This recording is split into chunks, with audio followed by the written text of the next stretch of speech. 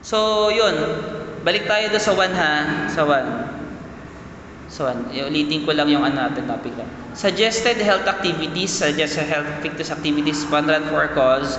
This is possible through partnership with LGUs and private organizations.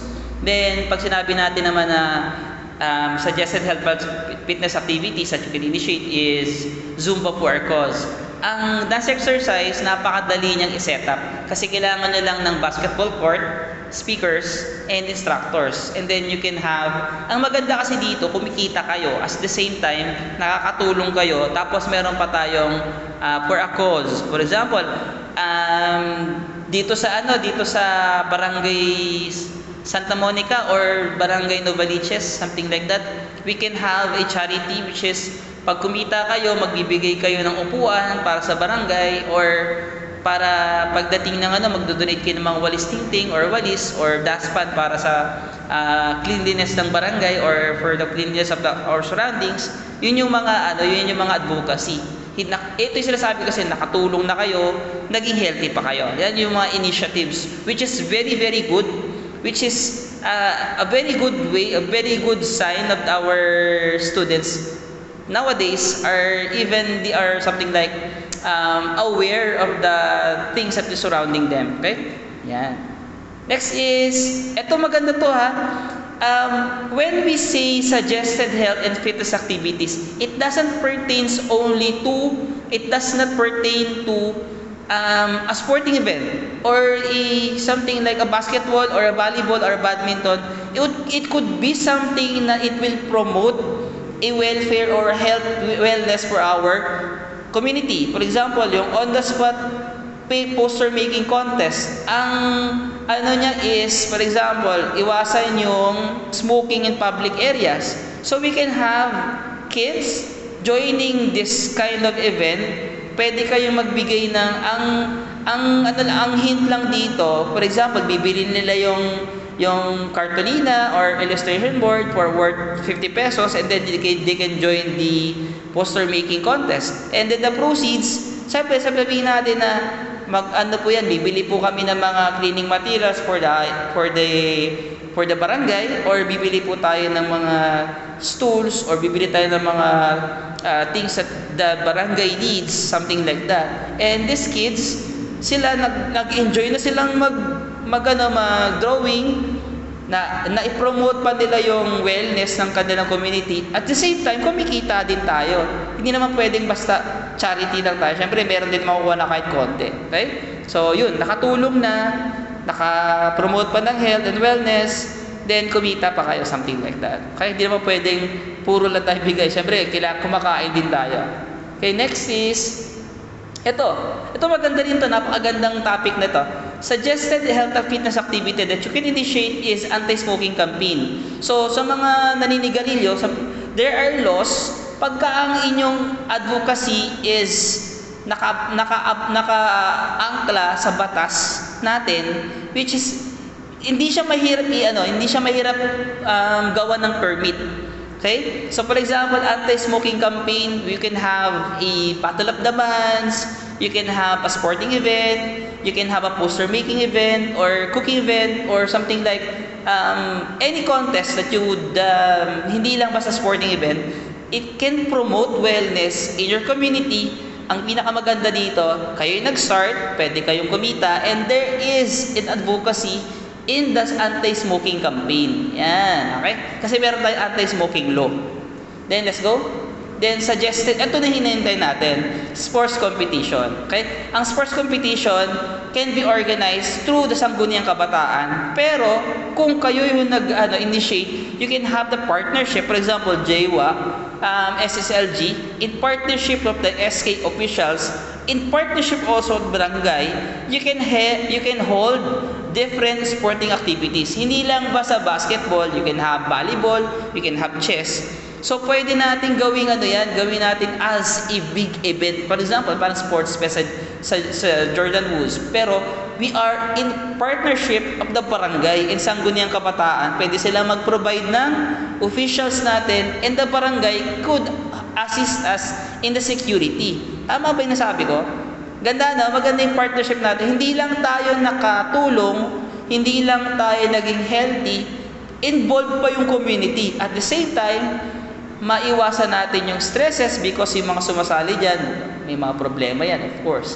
Mawawala yung mga problema nila. At the same time, nagiging healthy sila. At nakatulong ka sa community kasi itong mga batan to, hindi patambay sa hindi tatambay sa kanto, hindi tatambay sa kung saan-saan. Ang gagawin nila, maglalaro. Pag naglaro, magiging healthy. Pag naging healthy, maayos ang utak, maayos mag-isip. Okay? Kasi po lang nawawala yung stress nila eh. So ito yung mga things that we do na pwedeng uplift ng sarili natin. Of course, okay? Nakatulong ka pa. Yan. Kasi you have the initiative to do that. Okay? So, ito yung mga physical, basahin nyo na lang yan. Kung meron kayong So, for example, ano ba yung mga benefits ng physical activity? Weight management, muscle and bone health, relieve physical pains, protection against health conditions, connecting with family and friends, enhance cognitive function yung sa utak natin, madali mag-concentrate kasi gumagana yung utak natin through sports, boost energy levels, improves mood, better sleep quality, reduce mental well-being. Okay, everything boils down in just one thought or one initiative from you. Yan. So, for example, naisip ko, tapos in-apply ko, and then everybody got healthy, and everybody will say thank you for that. Sir, thank you po sa pag-organize sa event na to. Nag-enjoy po kami. Naging close kami ng mga kaibigan ko. At the same time, alam ko nakatulong kami kasi yung proceeds ng event na to pupunta sa barangay. Bibili sila ng kanilang ballistic thing or tambo or anything na pwedeng tumulong doon sa paglilinis sa community. Yun yung masarap na feeling na pagdating sa community, you are giving back. Diba? Dati ikaw yung pasaway dyan ng mga bata, patakbo-takbo, kalat-kalat kayo dyan. Ngayon, you are the one initiating something for the community. Student response about the activity, okay, natin ngayon is you make a slogan of your chosen health activity on a bond paper. Pwedeng advocacy through smoking or alcohol or addiction. Kasi itong health activities na to, ang kabataan natin, imbis na iba yung gagawin, mag-a-attend na lang dito. Okay? For example, mga dancer sila. Okay? Ang ginagawa lang dance sila is, gabing-gabi, tumatambay dyan. Why not go to something like a Zumba? Okay? Or a hip-hop competition. Di ba? Imbis na doon kayo sakali, magdamag kayo dyan, tapos after the same, mag-iinuman. Why not go to a specific hip-hop competition? Doon yung ibuhos lahat ng inyong talent, di ba? Or nakipagpostahan ka doon ka kasi may pera doon eh. Pero dito, itong sporting event na to, hindi ka naman, wala ka na makukuha pera, pero yung paglalaro mo nakakatulong. Yan, yun ang maganda. So, student response in our activity today is make a slogan. Okay? And then ito po yung assignment natin sa Google Classroom. Okay? 500 words to be passed in Google Classroom. Wait for the assignment to be posted. Written in Telopad and handwritten. Name is clearly written. As a student, how can you have the initiative to create or conduct health fitness activities? Kaya ba? Okay, kaya ba? So, magbigay lang kayo ng any activity na kaya mong i-organize. For example, mental well-being. Ano ba yung mga mental well-being na sports na pwedeng gamitin para makapag-concentrate tayo? Chess. Di ba? So, ganyan-ganyan na. Pero ang natitrain sa atin yung utak. Okay? Or enhance natin yung concentration about thinking. It's a mental well. It is a wellness also. Health and fitness pa rin yan. Kasi, ang health natin dapat lahat. Then, number 2, how beneficial joining sports activities. I leave the rest of the time for you to have the slogan and I will be posting in Google Classroom kung ano yung natin, kung ano yung pinapagawa ko today. Doon yung isasend nila sa Google Classroom. Can I call someone to summarize our topic? Any insights o importansya or natutunan nyo or takeaways? Saan si... Ayan, nawawala na. Asan si Larry Oro? Ito, ano to eh, bigla na lang sumulpot eh. Andiyan ka Larry Oro. Nandyan? Any takeaways or something like magandang natutunan or may natutunan ba kayo ngayon? Any reaction or takeaways, Larry, or natuwa ka ba sa discussion natin today? Or beneficial ba or walang kakwenta-kwenta ba yung diniscuss ko today? Oy, gagawin nyo to ha by next week kung meron tayong face-to-face. Everyone. Yung sports activities natin, sports of organizing. Okay.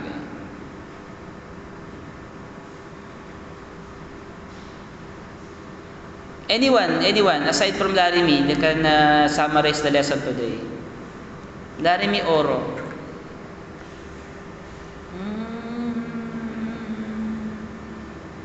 Medyo mahihain kayo, no?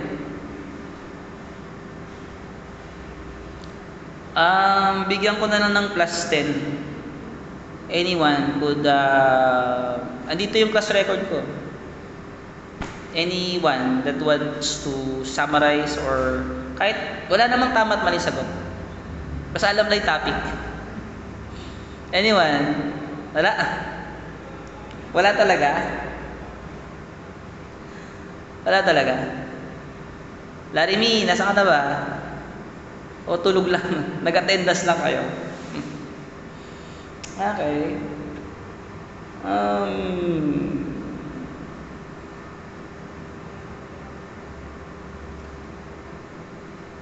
Asan ba si Larry? Dito sa ano? Larry.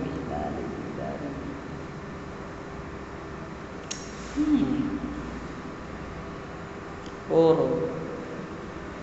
Hindi ko ma-record si Larry. Larry, ano ba name mo sa class record? Ano ba yung real name mo? Oro, Larry. Real name ba to?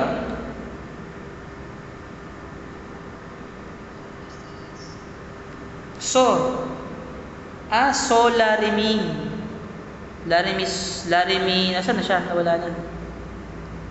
Larry, wait lang, kasi sayang kasi attendance niya eh. Yan. So, Larry. Okay. Sino yung nagsalita? Shy? Sige na, Shy. Ano yung natutunan mo today? Ikaw na lang muna. Total, nagsalita ka naman na eh.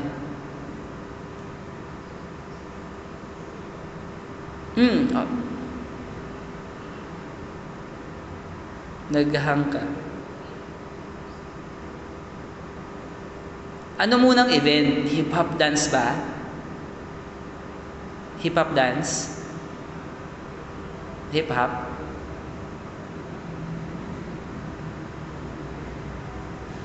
Hip-hop dance ba? Ang sinasabi mo, Shy? And then, you can have mag-organize kayo ng competition. And then, pwede kayo magbigay ng registration dun sa competition nyo.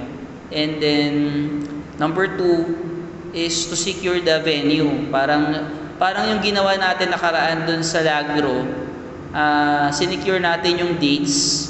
I made it possible na yung dates na yun hindi na siya magagamit ng kahit sino na tawag ito. Kahit sino na groups or individual. And then the next is secure mo yung mga participants and then hingi ka ng tulong sa barangay to secure your competition kasi bagka nagkagulo, something like that. And then prizes, okay? And then proceeds, kunyari kumita kayo ng sabihin natin 20k kasi ang registration is 1,000 per team. Tapos ang sumali ay 40 teams. So magkano yun? 40k. And then magbibigay ka dun magbibigay ka dun sa lugar, kuryente, peripherals, sounds, Para kailangan ng sound, hindi pwedeng speaker lang ang ano mo, sounds mo, kailangan magandang sounds. So yun. Bale, sabihin natin nakalagpas ng malinis na yung 20K mo, then distribute mo naman yan sa mga ano mo naman, constituents mo. Nagbigyan mo din si barangay captain, kumbaga si cap yung nag-ano nyo, para bigyan yung mga security na binigay sa inyo, or you can just give to the securities. Then pagkain nyo, secure mo na yung gastos nyo, pamasahe nyo, and stipend sa mga meetings na nag-meeting kayo ng 3 beses, dapat meron din ano yon, input din yon. Then ano pa ba? Yun, the rest pwedeng sweldo na, pwede yung sweldo yun. Tapos the rest of the proceeds, kung nangako kayo ng daspan, walis, you can donate it to the barangay captain or secretary ng barangay, and then have a documentation. Yun. Example po yung Zumba. Pwede rin po makatulong sa grupo nyo. Okay, very good, very good. Okay? Zumba. For example, sa Zumba naman, hindi siya magandang gawing competition. Gawin nyo na lang sigurong parang event. Yan. Tapos, sasali yung mga nanay, then sasali din kayo. Tapos, parang may papain din kayo dyan. Sasali kayo, yung mga friends nyo, invite nyo. Tapos, meron din kayo age group. May mga rin yan, may teams. For example, it's November. So, kailangan ang wake-up nyo is pang Halloween. May mga teams pa yan. Teams, ibig sabihin, ang color of the day natin para sa Zumba is black. Yan.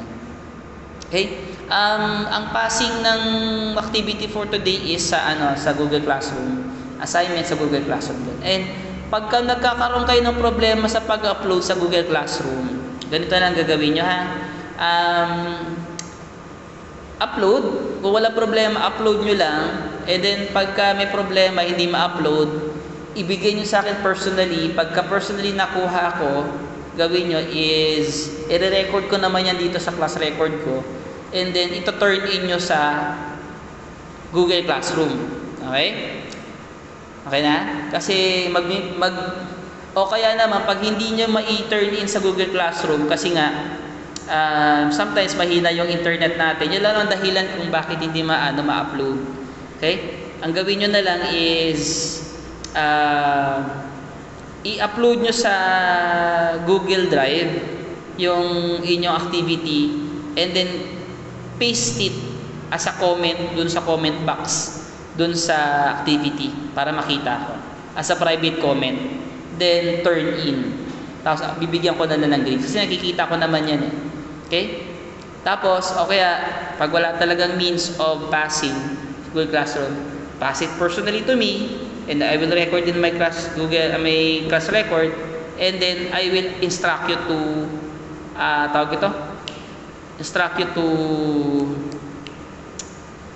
turn in, and then magko-comment ako doon. Okay? Para legit, kasi iba nagto-turn in lang, wala naman laman. Okay? So babawasan ko ng grade baka mga nandoloko kami. Iba kasi di naman kayo yun, syempre. Okay? Kung wala nang tanong, everyone, you can leave the meeting na. Okay, yung activity ha. Bye-bye everyone.